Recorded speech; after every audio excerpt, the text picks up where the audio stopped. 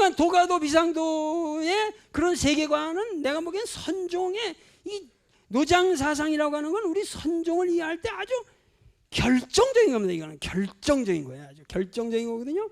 그래가지고 이제 그 해능이라는 분이 이제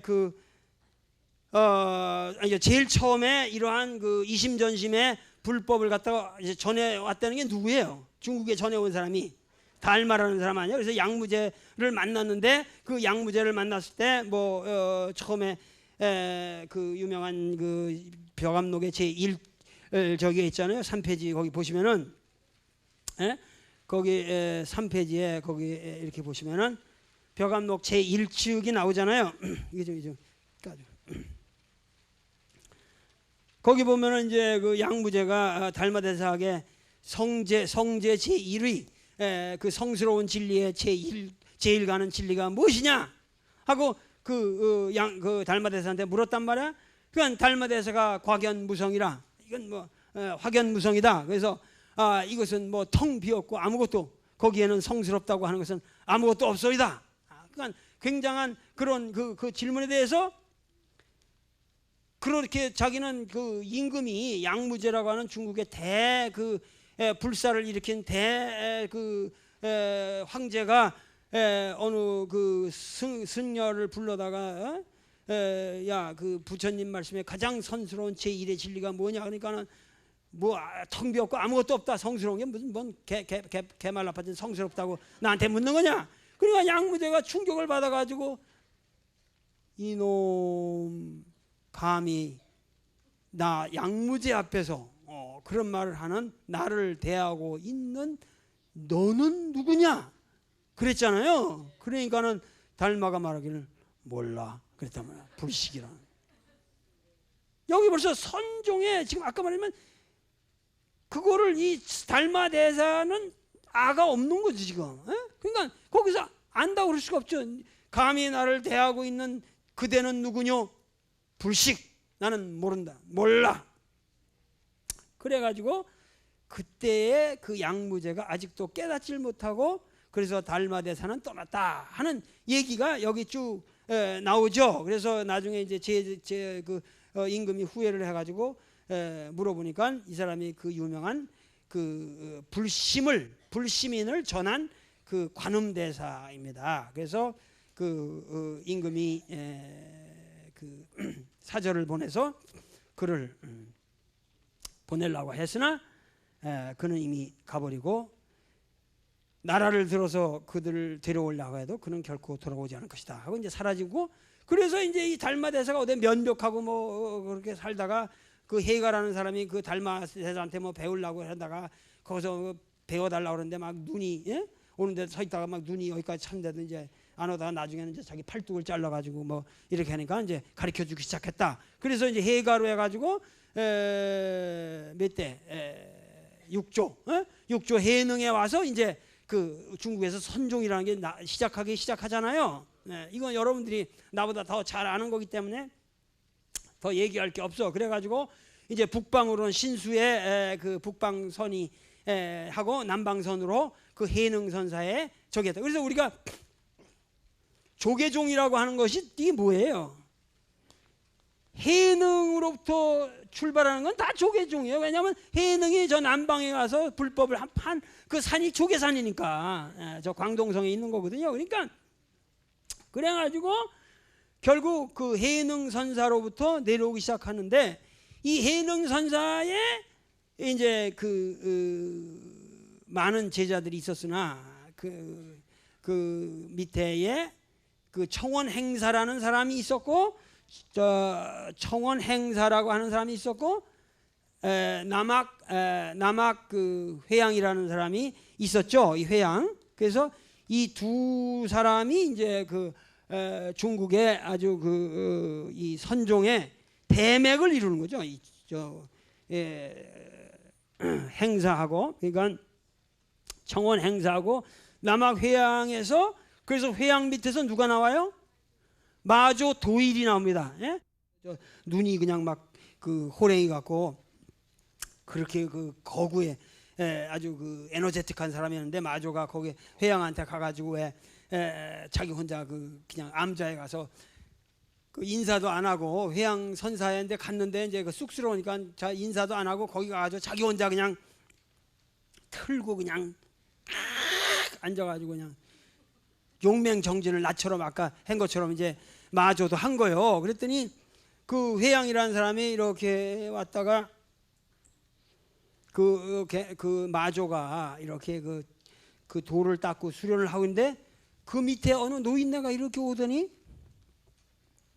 기왓장을 가지고 기왓장을 간단 말이야. 갈려서 당신 그 기왓장을 갈아서 뭘 하려고 그런 거냐? 그러니까 그래가지고 이제 거울을 그 기왓장을 갈아가지고 거울을 만든다 그러니까는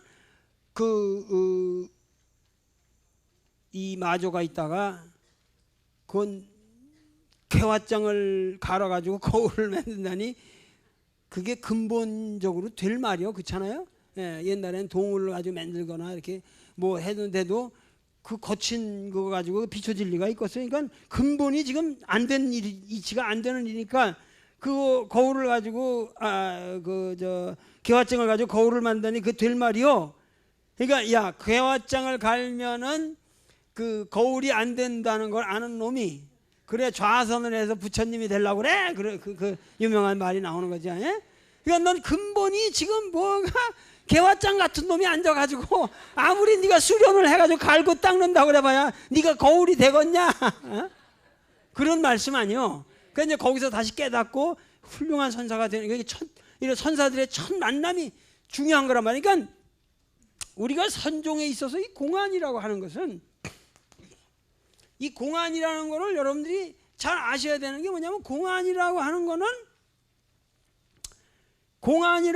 것은 이것이 마침 뭐냐면 이 간화선이라는 게 지금 상당히 문제가 되는 게 뭐냐면은 그 스님이 예를 들면 무슨 뭐 하나를 준단 말이에요. 화두를 하나 준다. 그런데 그게 지금 우리나라의 선종의 아주 큰 문제점이요. 뭐냐면 그 화두를 하나 이렇게 준다고 그러지만은 그게 무자를 하나 줬다. 그럼 면벽하고 무만 생각하면서 그 수도를 한번 해봐라. 거기서 나는 아무것도 깨달을 게 없죠. 무슨 얘기냐 하면은 옛날에 공안이라고 하는 것은 뭐냐 하면은 선사와 선사들의 이런 그 대단한 직은을 가졌던 사람들이 그러니까 그들 사이에서 이루어졌던 역사적인 어떠한 장면을 말하는 거란 말이야. 그러니까 여기서 생겨난 하나의 자연스러운 언어들이고 이 언어들을 가지고 우리가 곰곰이 생각해봐가 득도하기도 하고. 그러니까 여러분들이 지금 내 강의를 들으면서 뭐가 이해가 안 된다든가 뭐가 이렇게 깨닫는다든가 지금 내 강의도 이게 다 공안투성이요. 무슨 얘기냐면은 우리가 공안이라고 하는 것은 나는 뭐냐면 그 간화선이라는 거, 그 화두라는 것도 그렇게 고정된 한 글자를 받아가지고 그거 가지고 한다. 그래가지고 득도한다. 그건 엉터리다 그거야. 인생을 살다가 궁금증이 생기면 그게 화두요. 그럼 그거를 여러분들이 푸시면은 깨달음이 되는 거예요.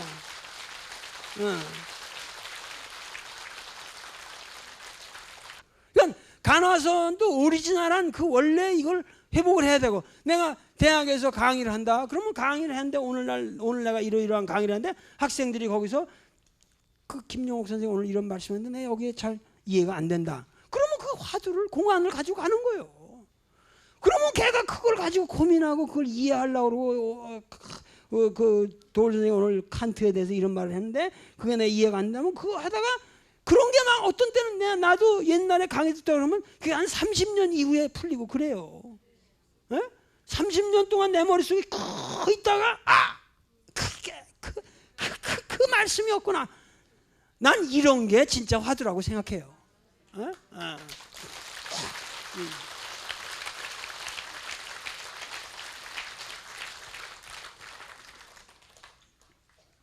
그러니까 선종이라든가 이런 것들이 다 이렇게 해서 이러한 인간들의 사실은 불린문자라고 하지만은 그 잘막한 언어를 통해서 언어를 매개해서 이루어지는 깨달음의 교환, 예? 깨달음의 계기들이 언어를 오히려 계기로 해서 잠깐만 이렇게 만들어져 가는 게 이게 공안들이란 말이야 다. 그게 화두고. 그래가지고 마조도일에서 나오고 그 다음에 백장회라는 사람이 마조도일 밑에서 백장회라는 사람이 나오고 그 백장회해 밑에서 황벽선사가 나와요. 그리고 이 황벽의 제자로 가장 유명한 사람이 임재라 그 말이에요. 예? 그러니까는 지금 해능으로부터 남학회양을 통해서 마조도일에서 백장회를 거쳐서 황벽희운을 거쳐서 임재의현으로 오면은 대개 뭐냐면 임재에 오면은 이 당나라가 끝나요. 이게 조주라든가 이런 사람들 동시대거든요. 그러니까 중국의 당나라 문명이 끝나는 말기 사람들이에요, 이 사람들이. 그런데 임재라는 사람이 내가 보기에는 그 사람이 아주 대단한 사람이죠. 임재가. 그리고 중국에서 다시 뭐냐면 송명 유학이 부흥하면서 불교가 탄압을 받고 불교가 없어지지만 임재의 문화에 임재 문화의 임재 종만이 유일하게 살아남아요. 그것이 우리나라로는 이 태고 보운이 이런 사람들을 들어와 가지고 고려 말에 들어와 가지고 임재 우리나라도 기본적으로는 임재종이라고. 우리나라도 기본적으로는 임재 선사의 그 임재가 적통으로 하는 거예요. 근데 그렇기 때문에 오늘 우리가 우리 불교를 생각해. 그러니까 내가 말하는 거는 오늘 우리나라의 선이라는 것도 여러분들이 간단하게 무슨 이렇게 해가지고 무슨 불림 문자다 뭐 이심전심 해가지고 딱 해가지고 스님하고 지나가다가 말 안 하고 딱 이렇게 하다가 한번 웃고 난 깨달았다 이런 게 선이 아니라는 얘기야. 에? 선이라고 하는 걸 하나 이해하려도 중국의 원시불교로부터 그러니까 저 인도의 원시불교로부터 그것이 뭐 유식종이라든가 이런 그 요가 수련이라든가 이런 모든 사상이 들어오고 노장 사상이라든가 이런 게 다 복합해 가지고 이루어진 하나의 그것도 결정체고 이 중국 문명에서 개화된 이 선종이 오늘날 우리 문명에 들어와서 오늘날까지 이런 위대한 불교의 맥을 이루고 있는데 그 최후의 가장 우리나라의 그 법맥으로 가장 중요한 맥은 역시 임재선이에요. 우리나라 선은. 그래서 지금 시간이 잠깐만 가는데 임재에 대한 얘기를 좀 할까요? 임재에 대한 얘기를 좀 들어보고 이 강의를 끝내면 되겠어요. 임재라는 사람이 원래 임재라는 사람도 뭐냐면 조주라는 사람이나 마찬가지로 요 산동선 사람들이요. 산동은 우리나라에 산동 사람들 많죠. 산동 사람들이 산동 따한이라고 해서 산동 사람들이 원래 체구가 커요. 왜 꽁리라는 여자 있잖아. 꽁리 그 아주 이 중국의 유명한 여배우. 걔도 아주 그 몸집이 커요. 걔도 그 저 삼동 제남 사람이에요. 제남 사람이고 요 산동 사람들이 그 좋은 사람들이 많아요. 우리 마누라도 산동 제남에서 태어난 여자고. 중국 여자는 아니요. 근데 한국 여자인데 그 산동 피를 받았지. 그러니까는 그 산동의 그 아주 그 사람들인데 조주와 이 내가 보기에 누구냐 이 임재는 아주 달라요. 조주 스님은 그 여성적이고 아주 그 자상한 분이야. 자상한 분이고 사람이 조주 스님은 아주 그 뭐랄까 문화하다 이렇게 아주 아담하고 사람이 이렇게 아주 그 문적이야 아주 이 문화 아주 아치가 있는 분이라고. 근데 이 임재는 무서워요. 사람이 무적이라고 하죠. 무인이라고 이건 완전히. 그 옛날 그린 것도 보면은 무시무시하게 생겼어 사람이. 아주 그 생긴 것도 여기 사진이 이렇게 아주 흉측하게 생겼다고 이렇게. 아주 그 사람 생긴 것도 굉장히 그 이런 그 스타일이 전혀 달라요. 그래가지고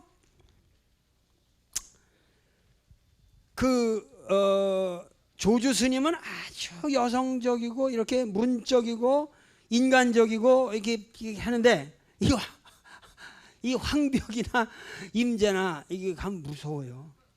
그냥 때려 그냥 조그만 하면 이 할 그냥 대가리를 그냥 방할이 심해. 조주는 그런 게 없거든요. 사람이 이렇게 얌전하게 말 한마디 살짝 하면서 사람 웃기고 깨닫게 하고 이러는데 이쪽 황벽이나 이 조주로 가면은 저 임재로 가면은 사람들이 무시무시해 그냥 아주 완전 리얼 파이터야 그냥. 근데 그러나 이 원래 그 임재가 그런 사람이 아니고 원래 사람이 학자고 굉장히 공부를 많이 한 사람입니다. 지금 임재 그 어록에 남아 있거든요. 그래서 그 임재록을 보면은 참 대단합니다. 그 학식의 깊이와 이걸 내가 알 수가 있어요. 그러니까 많은 사람들이 우리 선사다 그러면은 불린 문자다 웃기는 얘기예요. 이 사람들처럼 공부를 지독하게 한 사람들이 없어요. 여러분들이 아셔야 되는 게 그런데 이 임재 스님만 해도 공부를 엄청나게 한 분이에요. 그래가지고 이 양반이 이제 그 황벽 그 원래 이 사람 속성은 형신대 이 이상한 이제 성이죠. 이 형신대 우리나라에도 이 성이 있는지 모르지만 그래가지고 공부를 엄청나게 했어요. 공부를 엄청나게 하고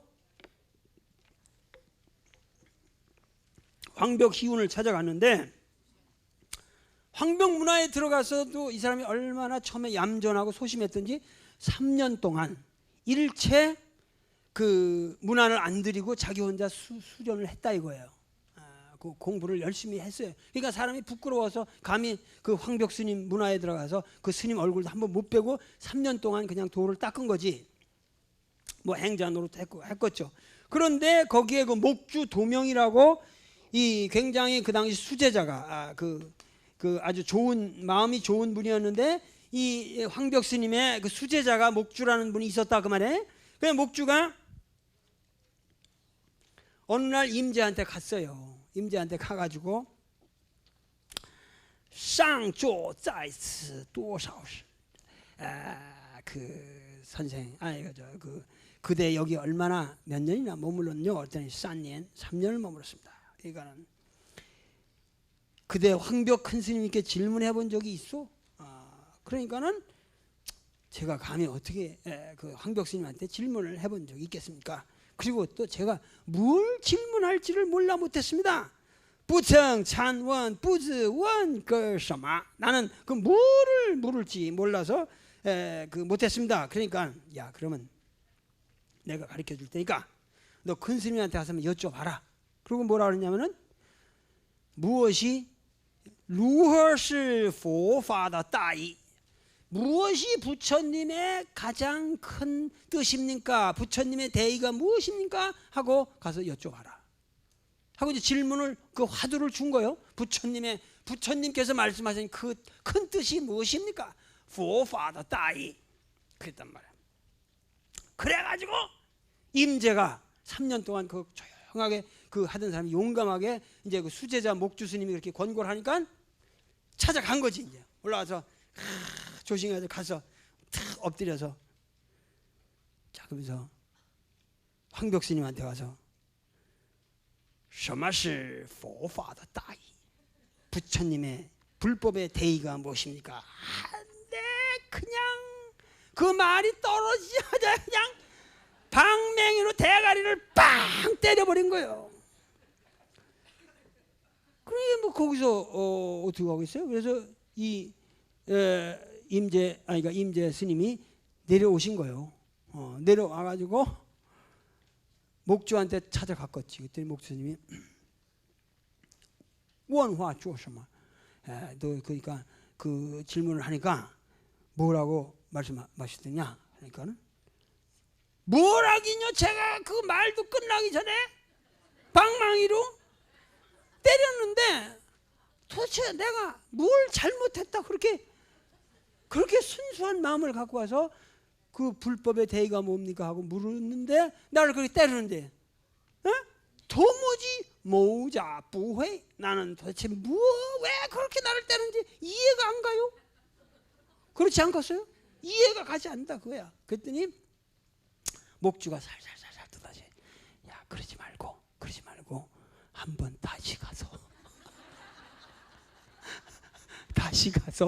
여쭤봐라. 여쭤봐라. 그랬단 말이야. 이게 공안이요. 다 이게 전등록에 있는 아주 그대로 내가 이게 중말로 읽어드리는 거예요. 그랬더니 다시 맞춰보라 그랬다면 그냥 또 우직하게 이제 그 임재가 착한 사람이니까 또 올라가가지고 황 교수님한테 什么是佛法的大义 그랬더니 그 순간 또 그냥 팍 방맹이가 날라 떨어진 거야. 그래가지고 또 나한테 또 그 3번을 가서 얻어맞고 나니까 에이 빌어먹을 이제 내가 수도 생활에도 내가 이렇게 성실하게 3번이나 가서 마저 여쭤봤는데 그렇게 방맹이 때리고 나를 안 가르쳐주고 그러면은 내기 이런 개똥 같은 짓도 이제 끼기다. 그래가지고 영원히 황벽산, 이제 황벽스님이 계신 데가 황벽산에서 황벽인데 그 황벽산을 떠나기로 마음 먹었어요. 그래가지고 임재가 그 다음날 아침에 비장하게 짐을 다 싸들고 목주스님한테 찾아갔어. 그래가지고 비장한 어투로 일찍이 상좌스님의 격려와 권고에 힘입어 법을 큰 스님께 여쭐 수 있던 것을 다행으로 생각합니다.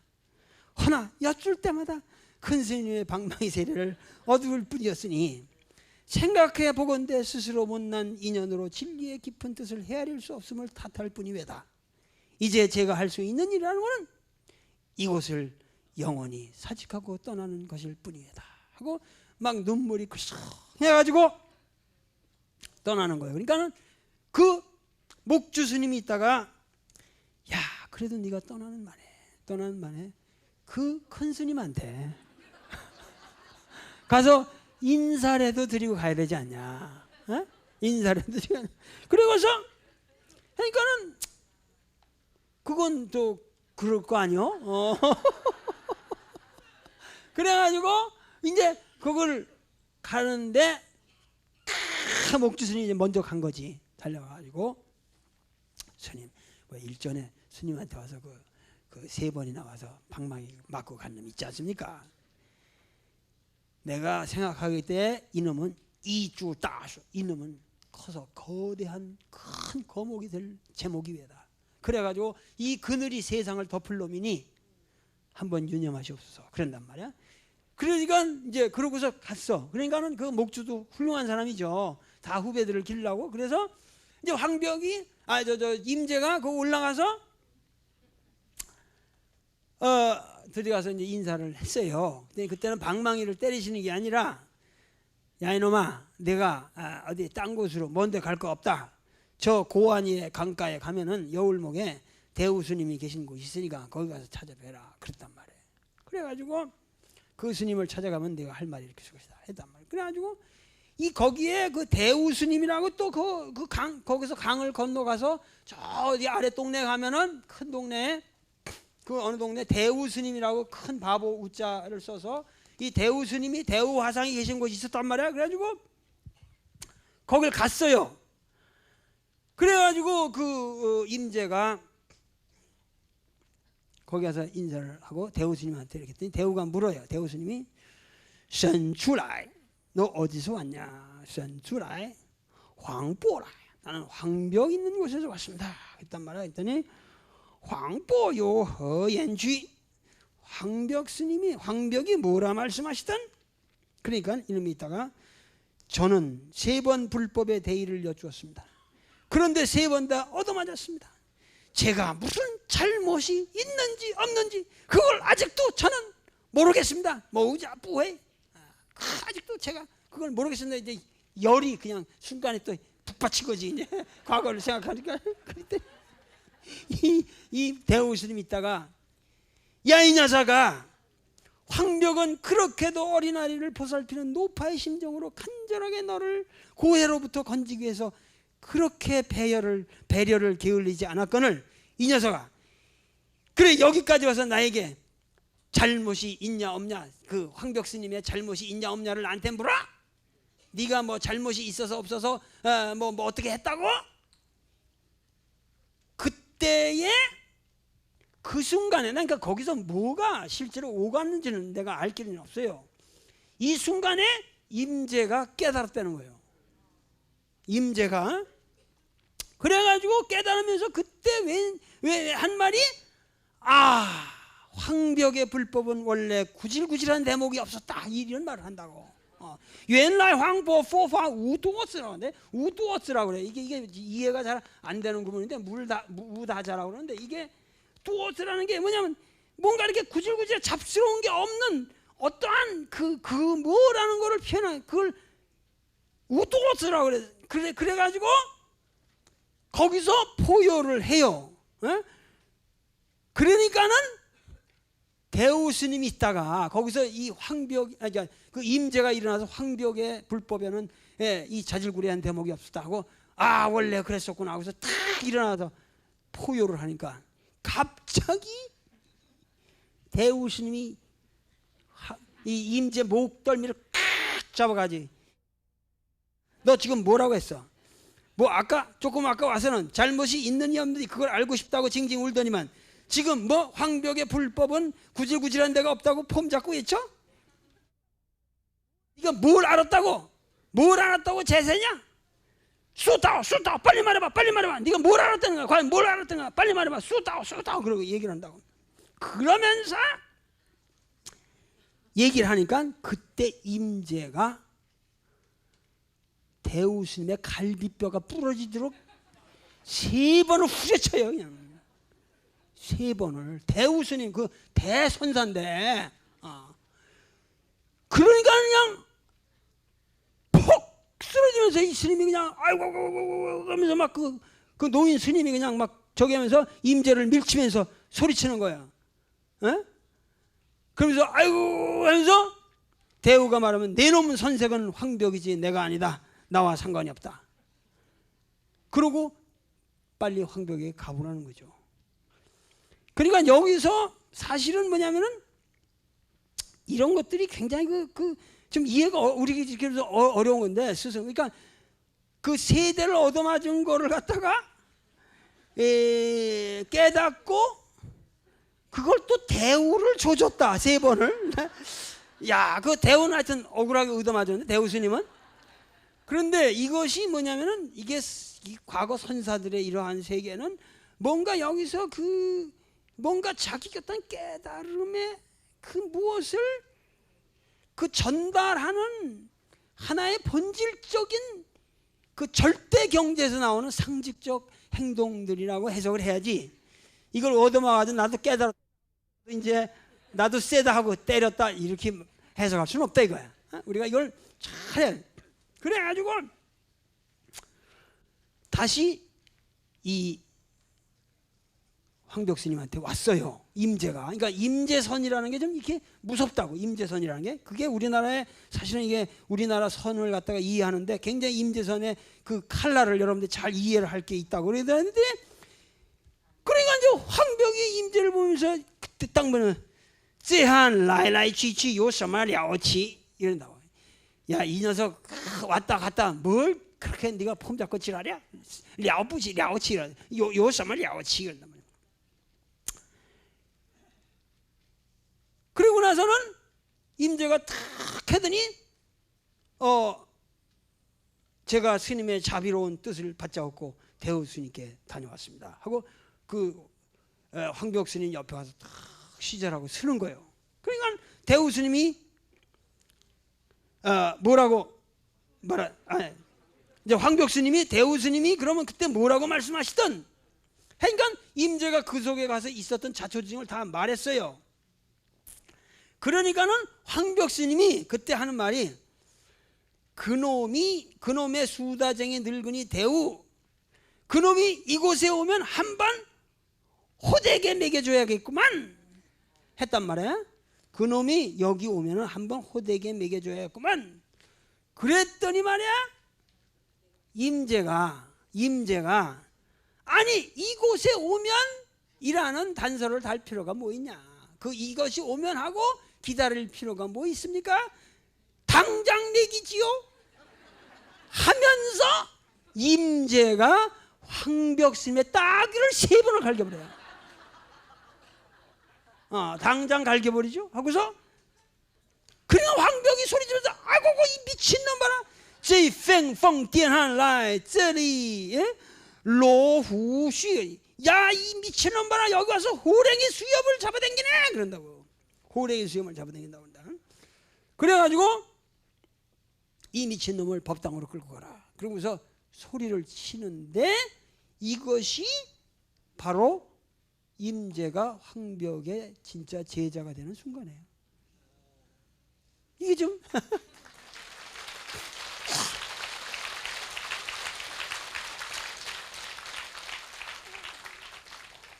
그러니까 이런 그 선사들의 이러한 얘기들을 여러분들은 글쎄 어떻게 그 생각하실지 아주 그 정말 그 어려운 데가 있단 말이죠. 그러니까 그 아주 유명한 얘기가 얼마나 그 유명하냐 하면은 이 황벽 스님하고 이 뒤로 말해요. 이 황벽 스님하고 임재 스님이 두 분이서 상당히 오랜 세월을 살면서 지낸 얘기들을 보면 매일 이렇게 서로 치고 때리고 끔찍한 얘기들밖에 없어요. 이게 임재 선풍이요. 이게 임재 선풍이 이게 무섭다는 거예요. 그래서 어느 날 말에 임재가 사원에서 예를 들면 내가 그런 얘기를 하네. 사원 밑에서 땅을 파면서 일을 하고 있었어요. 그 임재가 곡괭이로 땅을 파고 있는데 황벽 스님이 다가오고 있단 말이야. 그럴 때 황벽 스님이 이렇게 그러니까 이 임재가 일손을 멈추고 이렇게 곡괭이를 갖다가 이렇게 딱 기대고 이렇게 기대고 있었다고 피곤해가지고 이거 황벽이 말한 거예요. 그거 보고 나서 이놈이 피곤한 모양이만 쎄한 쿤나 이놈이 피곤한 모양이나. 그러니까 임재가 그때 딱 얘기하기를 아니 곡괭이도 한번 제대로 들어보지 못했는데 피곤하긴 뭐가 피곤하단 말이오? 하고 냅다 되쳐요. 그때 황벽이 방망이를 들어가지고 이놈을 때려요. 때리려고 그러는데 그 방망이를 잡아가지고 다시 그냥 확 내려쳐 황벽을 그냥 쓰러뜨려 버려요. 그래가지고 아이고 나빠진 적이라 가지고 이 사원 승려들이 그랬잖아요. 그럴 거 아니야? 그 스님이 노스님이 야 너 참 피곤한 모양이구나. 그랬더니 피곤하긴 제가 뭘 피곤해하고 그냥 댐벼드는 놈을 갖다 그냥 때리려고 그러니까 그걸 잡아가지고 그냥 확 밀쳐버리니까 노인이 그냥 나가 또그러졌단 말이야. 그러니까는 모든 사람이 부축해가지고 하니까 야야 후지워라이 나를 좀 부축해라. 그러고서 일어나는데 아니 스님 어떻게 이런 미친놈의 무리를 용서할 수 있단 말입니까? 하고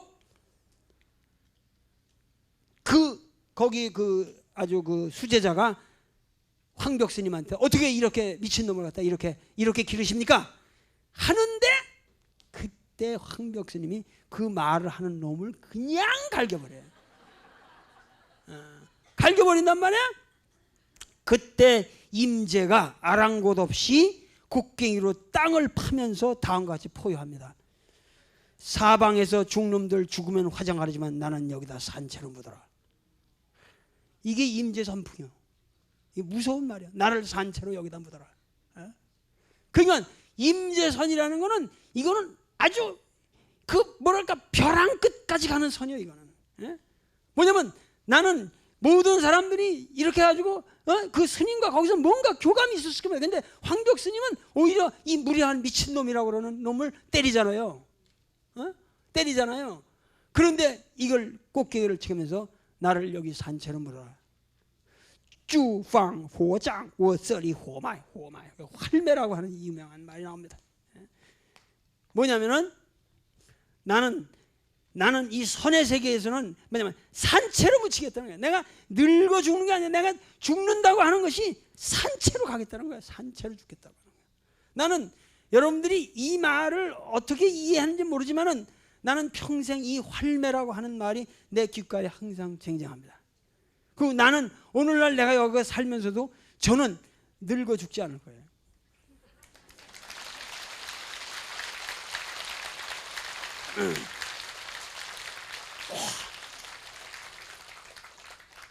제가 그 논문을 쓴 유명한 왕부지라는 중국의 대사상가가 한 유명한 시에 이런 말이 있습니다.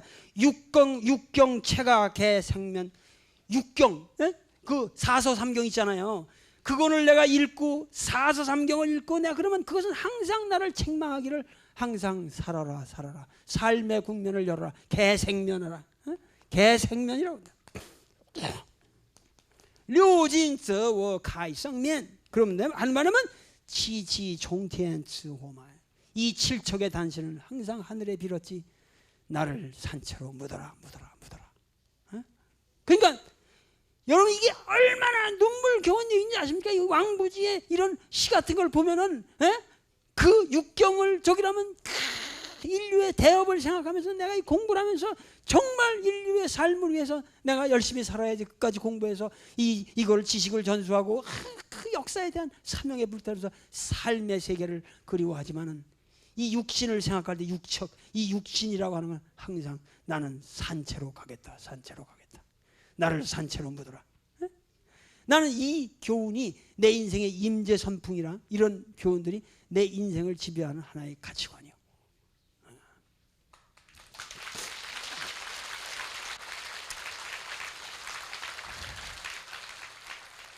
그래서 마지막으로 임재가 쓰신 임재가 얼마나 무서운 이 선풍, 이거 임재선이라는 게 얼마나 무서운 선풍이냐 한 거를 여러분들이 한번 여기 한번 나랑 읽어보세요. 임재가 쓴 글이 있습니다. 여기에 4페이지 꼭대기 한번 보시라고.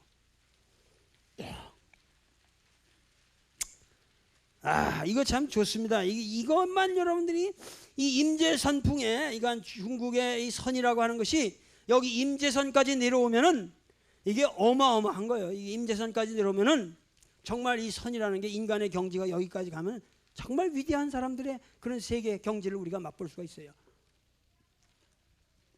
하는 말이 따오려 도류 그러잖아요. 이게 저 중국말로 읽어야 이게 맛이 나요. 왜냐하면은 이게 백화체예요. 이게 한문투가 아니에요. 이게 중국의 구어체라고. 구어체. 따오려 주절 야오쉐 제야오쉐다. 그래서 말하는 것을 도를 따르는 그대들이여 따오려 그런 말이에요. 도를 따르는 그대들이여 우리는 왜 출가를 했는가? 우리는 왜 출가를 했는가? 참으로 도를 배우고 터득함이 위함이 아니었던가? 그런데 이 산에 사는 승려인 나를 우선 예로 들어보자. 들루산상 나 처음 역시에는 비니, 그러니까 비니라는 게 여기가 그 계율을 말하는 거냐? 비나야를 말하는 거예요. 비나야의 계율에 대해서 나는 굉장히 관심을 집중하고 공부를 했다 이거야. 그리고 나는 또 진리를 발견하고자 경론 여기 이정이 징론 쉰타오 이 경장과 논장의 그 복잡한 대장경의 세계를 나는 열심히 공부를 했다 거야. 그러니까 공부를 한 대가들이죠. 그러나 이러한 추구 끝에 내가 깨달은 것은 이러한 계율이나 의식이나 서물이 가르쳐주는 것은 단지 이 세계를 구원하고자 하는 방편에 불과한 것이다. 호방 질시방이라고 하죠. 질시야오라고 하잖아요. 이것은 세상을 구하는 약일 뿐이고 방편에 불과한 것에서 병든 자에게 내리는 처방과도 같은 것이요. 그것은 거기다 표현지설이라고 하잖아요. 겉으로 드러난 간판의 문구와도 같은 것이다. 그래서 나는 일시에 이 모든 것을 내동에 쳐버리고 직접적인 참고를 위해 선에 몰입하였다. 그래서 나는 선으로 몰입했단 말이야. 지방다오 찬찬.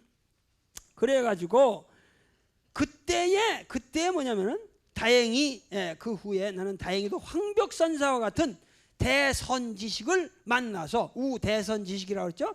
방나의 따오연 펀닝. 그때 비로소 내가 이 도를 파악하는 도의 눈이 분명해졌다고 말해요. 是的天下老和尚知其写正. 그래서 이 천하의 노스님들을 제가 그렇게 해서 비로소 친히 그렇게 해서 그 천하의 노스님들의 경지를 알아차릴 수가 있게 되었고, 그때 겨우 뭐냐면은 사정이라고 했잖아요. 가짜 진짜를 분별하는 눈이 생겼다고요. 사와 정을, 알겠어요? 사정을 즉이 사정이라고 했잖아요. 不是两生下便会还是体久炼磨一脚之上. 그래서 이것은 내가 엄마 뱃속에서 태어나면서부터 곧 이런 능력을 얻은 것이 아니다.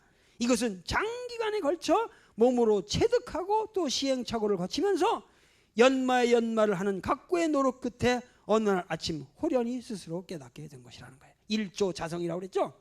어느 날 아침에 호련히 내가 스스로 깨닫게 된 것이다. 자성이라고 했단 말이에요. 따오려 도를 살아가는 그대들이여, 그대들이 참으로 진실한 법에 대한 올바른 견해를 얻고자 한다면, 그죠? 따오려 니 위더 루파 젠제 딴 모소 런호. 여기 뭐라고 하냐면 그대들이 참으로 진실한 법에 대한 올바른 견해를 얻고자 한다면 제일 먼저 조심해야 할 것이 훌륭하다고 하는 사람들에 의해서 잘못 인도되는 것이라는 거예요. 이것이 곧 인혹이라고 해서 인혹.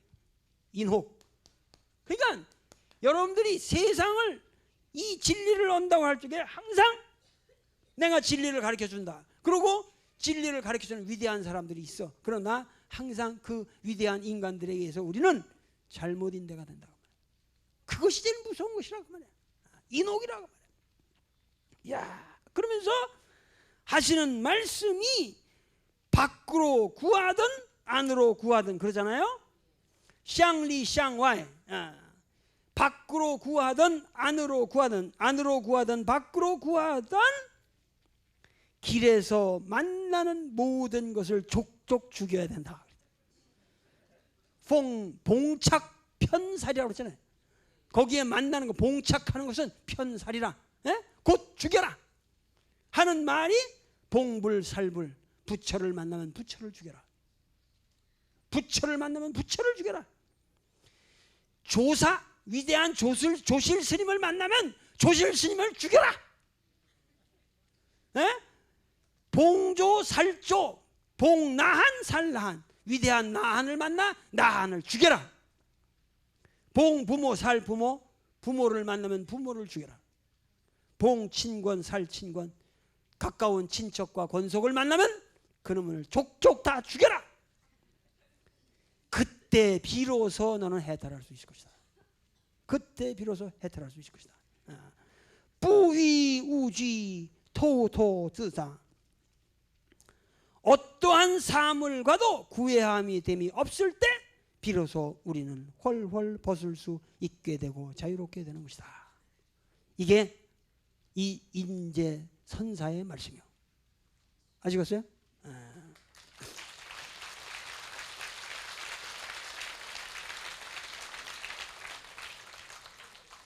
그러면서 그 다음에 하신 말씀을 보세요. 그 다음에 한 말씀도 엄청난 말이죠. 따더 여보게들 나 산승이 밖으로 법을 구하지 말게 했더니만 이 바보 같은 법을 밖으로 구하지 말게 했더니만 이 바보 같은 놈이 내 말의 본뜻을 헤아리지 못하고 이번엔 또 안으로 구하려고 그래. 그렇잖아. 향외로 무법이라고 그랬더니 그 다음에 향리, 이제 자기 속으로 간다 그래. 응? 그래가지고 이놈들이 좌선한다고 앉으시고 벽에 기대고 좌선한다고 앉아가지고 혓바닥으로 위 아구창을 떠받치고 고요한 물면처럼 미동도 하지 않고 앉아있으면서 이것이야말로 조사께서 가르쳐 주신 불법이라고 자랑스럽게 생각하는 거야. 따초 착각도 이만저만한 착각이 아니라 이게 대착이라고 그랬잖아요. 대착이라. 착각도 이런 착각이 없어. 그대들이 이러한 부동청정의 경지가 곧 불법이라고 생각한다면 그것은 바로 그대들이 무명의 번뇌를 주인으로 모시는 것이다. 바로 무명의 번뇌를 주인으로 모시는 노예가 되고 버리는 것이다. 옛사람들이 말했지 않은가? 고요한 흑암의 깊은 구덩이야말로 가장 무서운 인간의 번뇌, 바로 그대들을 두고 한 말이야. 이게 임재선풍입니다.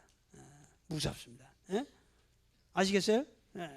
그러면서 하는 말이 뭐냐면 샹웨이 우파 내 이쁘거든. 밖에 법이 없다면 안으로도 법을 얻을 수 없다. 샹리따오 너를 위해서 내가 말해주마. 그대들에게 말해주마. 뭐냐면 우포 우파 우쇼 우성. 부처도 없고 법도 없고 닦는다고 하는 것도 없고 깨달음도 없나니라. 구불 구법 즉시 조지어복. 부처님을 구하고 법을 구하는 것, 그것이 곧 지옥을 만드는 업장일 뿐이다 그러잖아요. 무섭습니다. 무섭습니다. 임재선풍이라는 건 이렇게 무섭습니다. 여러분들이 감히 근접하기 어려운 어마어마한 절대적 경지를 설파하고 있습니다. 근데 우리나라 승려들이 정말 선을 하려면 임재 경지에 가야 됩니다. 그러고 나면은 정말 그들은 위대해집니다. 그런데 정말 어설프게 선을 하면 큰일 나요. 이거 생자람 잡게 돼 있어. 임재 흉내 함부로 내다가 사람 돼지게 생겨. 예? 예, 이거 정말 무서운 선풍이라고. 이것이 우리나라 조계종, 우리나라 선풍의 적통이요. 여기다 무슨 틱 나간 스님이 와가지고 뭐라고 떠들어. 그거 씨알도 안 내키는 얘기요. 그거 게임도 안 되는 얘기요. 그런 거 가지고.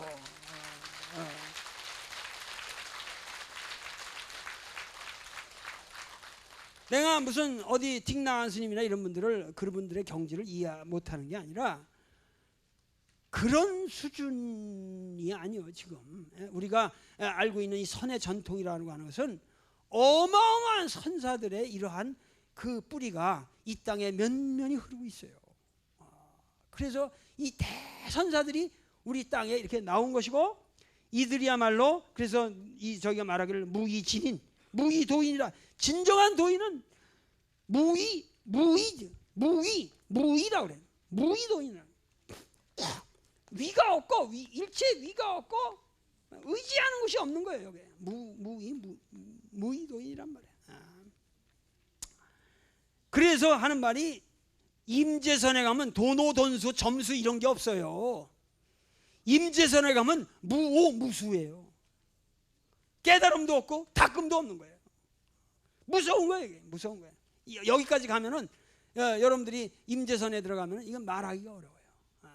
여러분들이 언어를 가지고 그 접근하기가 어려운 경지로 가버려요. 그러니까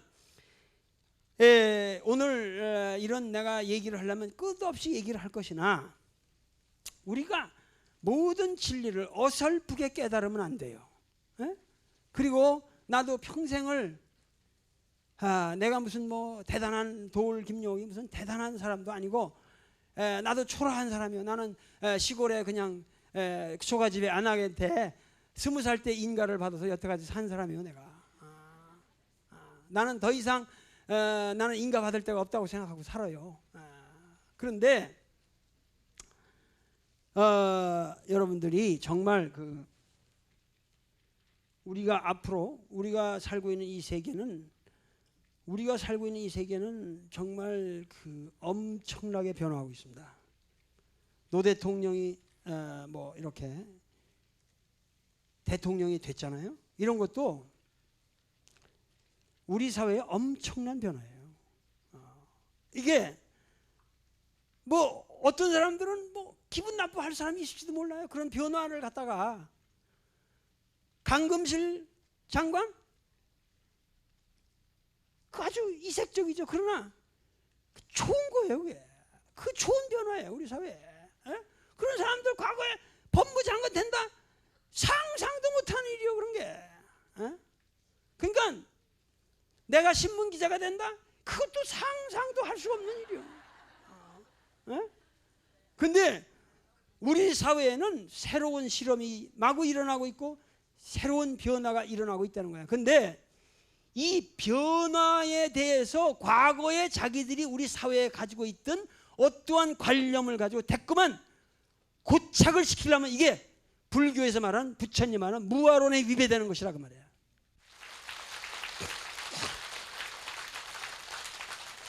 지금 우리 사회는 무섭게 변하고 있습니다. 그리고 우리 사회는 여러분들이 과거에 지내왔던 여러분들은 말이야 여기 내가 언뜻 이렇게 보니까 다 안악 그냥 평범한 주부들이요. 나도 평범한 사내요. 근데 여러분들은 내가 이런 말을 하면은 쉽게 이해가 되셔요. 여러분들은 그냥 왜냐면 여러분들은 별로 그렇게 크게 무슨 여러분들 지금 장관도 아니고 무슨 대통령도 아니고 뭐 크게 무슨 지금 뭐 어디 회장도 아니고 뭐 그렇게 집착할 게 없다고. 한국 사회가 변한다고 뭐 여러분들이 그렇게 손해 볼 거 있어요?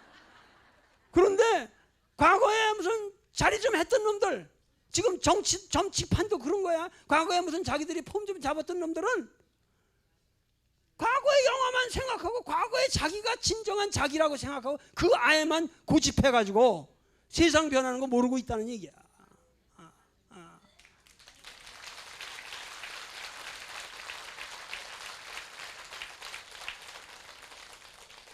우리가 말하는 불법의 진리에서는 진보다 보수다 이런 말이 있을 수가 없습니다. 불교, 진정한 불교도는 무아를 가지고 변해가는 세계를 다 포용해야 됩니다. 남북 문제를 생각할 때도 우리가 북한 동포를 불쌍히 여길 줄 알고 그들을 불쌍히 여길 줄 알아도 우리와 똑같은 심령을 가진 모든 훌륭한 인간으로서 존중하고 그들을 다 우리 가슴에 품어 안을 수 있는 사람이 돼야 그것이 자비지. 뭐 북한 사람들 생각하면 죽일 놈들이고 무슨 뿔난 놈들이고 이상한 놈들이고 맨날 핵만 만들어가지고 세계 질서를 교란시키려고 하는 놈들이다. 이렇게 보면 안 된다 그거야. 그러니까 우리 민족도 앞으로 점점 이렇게 화해의 무드로 가고 있고 여기에 대해서 우리 불교가 진정한 의미에서 역할을 해야 됩니다. 과거에 기독교는 너무 자기들이 가지고 있는 어떤 기존의 그 고집된 관념이 너무 강해. 그래가지고 그 틀 속에서만 보려고 하는데 우리 불교는 그럴 필요가 없어요. 세상이 변하는 대로 그 변하는 세계를 오로지 절대적인 불법의 진리에 따라 다 포용하고 우리가 이렇게 가는 세계가 옵니다. 그리고 앞으로 중요한 것은 결국은 동북아시아라고 하는 이것은 새롭게 우리가 지금 말이죠. 일본이나 유럽은 벌써 하나로 이렇게 합쳤잖아요. 그런데 일본과 중국하고 한국이 하나의 독립적인 하나의 경제권이나 문화권이나 정치권이나 군사권으로 다 이게 뭉쳐버리면은 세계에서 제일 강한 문화권이 돼요 이게. 그 지금 중국도 그렇게 커나가고 있고. 그런데 이러한 세계를 우리가 앞으로 이 세계 질서가 동북아 질서를 중심으로 해서 변해갈 수밖에 없어요. 왜냐하면 중국이라는 게 저게 지금 엄청나게 성장하고 있거든요. 그리고 이것이 구체적. 그러면 미국이나 여러 저기에서 이걸 견제하려고 그러죠. 그런데 최소한 앞으로 오는 이 동북아시아의 구상에 있어서는 동북아시아의 문명은 앞으로 우리가 서양 문명이 여태까지 지금 저렇게 비참하게 이란의 석유를 저기 하고 이렇게 패권주의와 이런 모든 침략을 일삼고 모든 그런 식으로 했던 방식으로 이 세계를 농단하는 그러한 전철을 우리가 뒷밟아서는 안 된다 거야. 앞으로 서양 문명이 이제는 서양 문명과 다른 문명의 모습을 이 동아시아 문명에 우리가 정착시킨다고 할 적에 불교가 가지고 있는 그러한 덕성들. 우리 절간에서 오늘도 저 밑에서 내 점심을 좀 먹었는데 얼마나 보살님들이 정갈하고 깨끗한 음식을 콩나물국을 딱 어떻게 끓였냐 그러니까 아무것도 안 넣었다 그냥 물이 팔팔 끓는데 콩나물 팍 넣었다 그냥. 그런데 내가 오늘 내 평생에서 먹어본 가장 맛있는 콩나물국이더라고. 이건 뭐냐면은 이것이 뭐냐면 우리 이 동아시아 문명의 질서가 이제는 새로운 우리가 이 절간의 삶이라다가 이거 절제할 줄 알고 불필요하게 낭비하지 않고 그러게 절제할 줄 알고 깨끗하게 살고 욕망을 절제하고 그렇잖아요. 그러한 어떤 새로운 가치관이 우리 어린 애들에까지 이 불교적 세계관이 가야 된다고. 이거를 기독교적으로 그냥 싸우고 투쟁하고 신과 대결하고 뭐하고 정복하고 뭐 해가지고 그냥 원자탄 만들어가지고 이런 그 20세기의 서양적 패러다임에서 뭔가 우리는 그리고 이 불교라는 건 무하니까 내가 비록 이렇게 평화로운 마음을 지키다가 그냥 비참하게 뭘 맞아서 죽을지언정 그죠? 그 생사를 초월하는 어떠한 그런 초연한 가치관들이 이 불교에 있잖아요. 그러니까 우리가 뭔 일이 닥친다 그래도 늘 겁먹지 말고 정치적인 조그만 변화에 가서 안다라고 사재기하고 막 저러지 말고 난 내가 돼질 때가 되면 돼질 거야. 빨리 돼질 거야. 열반에 빨리 갈 텐데 뭐. 응?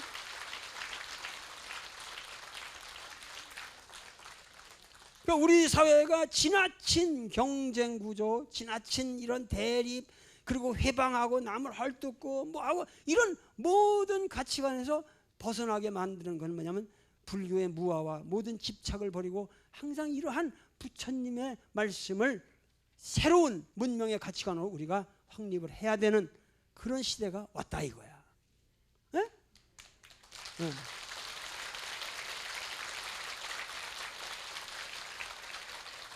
그런 데서 본다면 우리 문명이 거의 기나긴 세월을, 이 기나긴 세월을 소위 말해서 이 선종이라고 하는 이런 위대한 종교운동, 내가 오늘 임재선까지 이런 일단을 여러분들에게 소개해드렸습니다만, 이러한 위대한 선의 운동과 이런 것이 우리 전 세계에서 우리나라처럼 이렇게 강력한 선종의 전통이 살아있는 곳이 없고, 여러분들이 절대 외국에서 들어오는 무슨 뭐 그 종교적 뭐 대가라고 하는 사람들은 속지 말아요. 다 도울만 못한 사람들이니까.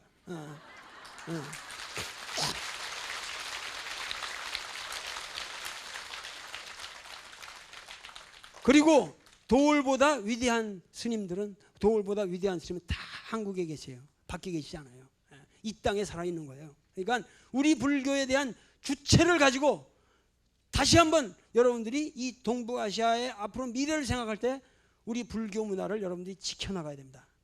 그걸 우리 자손들에게 물려줘야 되고, 그것은 단순히 불교에 와서 시주하는 그거를 하는 게 아니라 불교적 가치관, 불교적 삶의 자세, 이거를 우리 자손들에게 물려줘야 되고, 그것이 우리 문화의 일반적인 모습이 되어야 한다.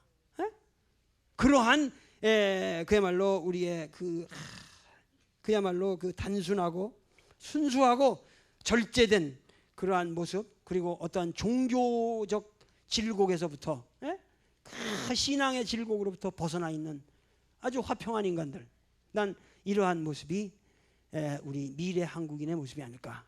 그래서 오늘 내가 그야말로 오늘 상당히 제가 여러 가지로 그 힘들었습니다만은 이 강의를 하기 하나 불교 TV가 이렇게 새롭게 개국을 해가지고 아주 그 이렇게 활발하게 불교 운동을 이 TV를 통해서 이렇게 전개하신다고 그래요. 그래서 내가 전번에 성우 스님을 뵈고 여기는 무슨 종파는 어디에 가깝습니까? 그랬더니 나는 불기독교고 뭐고 다 포용할 수 있고 아무것도 그런 거는 생각할 거 없고 오직 나는 부처님만을 생각한다.